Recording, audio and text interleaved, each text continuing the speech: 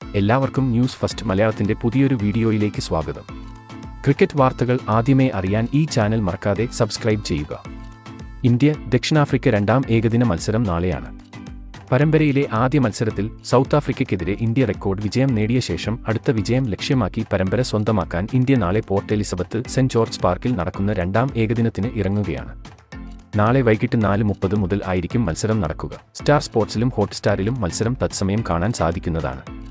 ഇന്നലത്തെ മത്സരത്തിൽ നേടിയ വമ്പൻ വിജയത്തിന്റെയും കഴിഞ്ഞ T20 മത്സരങ്ങളിൽ നേടിയ വിജയത്തിന്റെയും ആത്മവിശ്വാസത്തിൽ ആയിരിക്കും ഇന്ത്യ നാളെയും കളിക്കാൻ ഇറങ്ങുക. അതുകൊണ്ട് തന്നെ ഇന്ത്യൻ താരങ്ങൾ എല്ലാം തന്നെ വളരെ ആത്മവിശ്വാസത്തിലാണ്. ഈ പരമ്പരയും സ്വന്തമാക്കി നാട്ടിലേക്ക് മടങ്ങാൻ കഴിയും എന്ന വിശ്വാസം അവർക്കുണ്ട്. സീനിയർ താരങ്ങളുടെ അഭാവത്തിൽ നാളെയും KL രാഹുൽ ആയിരിക്കും ഇന്ത്യൻ ടീമിനെ നയിക്കുക. ഒപ്പം സഞ്ജു സാംസൺ ഉൾപ്പെടെയുള്ള നിരവധി താരനിരകൾ തന്നെ ഇന്ത്യക്കൊപ്പമുണ്ട്.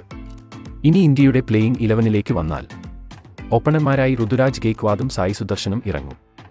വൺ ഡൗണായി ശ്രേയസ് അയ്യർ എത്തും.